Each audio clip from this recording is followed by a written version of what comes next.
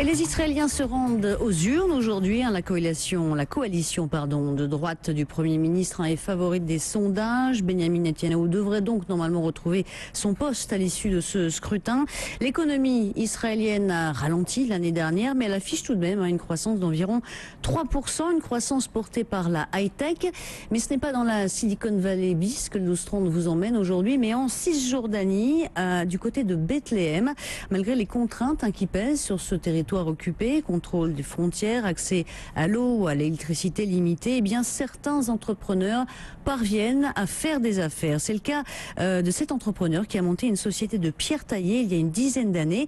Success story palestinienne, c'est le reportage du 12-30, il est signé Dorothée Balzan. Nous sommes à quelques kilomètres de Bethléem. Dans le désert palestinien, l'usine de Jérusalem Stone utilise une des principales richesses du territoire, la pierre. La société réalise aujourd'hui 2,5 millions de chiffre d'affaires et exporte à l'étranger. Souel Talguier, son fondateur. En 2000, on exportait déjà vers les États-Unis et à partir de 2006, nous avons commencé à exporter vers les pays du Golfe.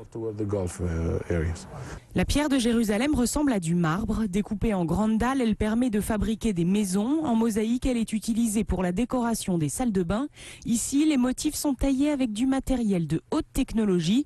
L'investissement a été lourd, mais cela permet de se distinguer des concurrents.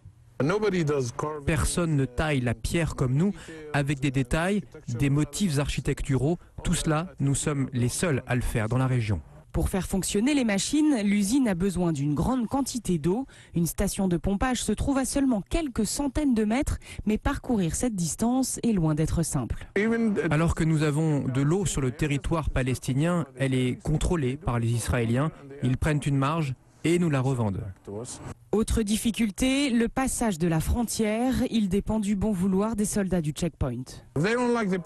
S'ils n'aiment pas les caisses de nos marchandises, alors ils nous les renvoient. Et parfois, ils n'ont pas le temps de s'occuper de tout le monde et ils nous font attendre parfois 1, 2 jours avant de pouvoir franchir la frontière. Quand les clients apprennent que l'usine est située en Cisjordanie, il faut souvent les rassurer. Mais si vous êtes en territoire palestinien, comment ferez-vous pour exporter, pour tenir les délais, pour gérer un projet d'une telle ampleur? Malgré ces contraintes, Souel Talguier n'a jamais songé à renoncer. Dans ses bureaux du centre de Bethléem, il nous montre avec fierté quelques-unes de ses plus belles réalisations, comme la maison de Whitney Houston aux États-Unis. Il a conscience d'être 2 fois plus cher que ses concurrents chinois et turcs, mais comme il le dit lui-même, si vous cherchez la qualité, vous ne comparez pas les prix. Voilà le reportage en Cisjordanien de Dorothée Balzan, des reportages.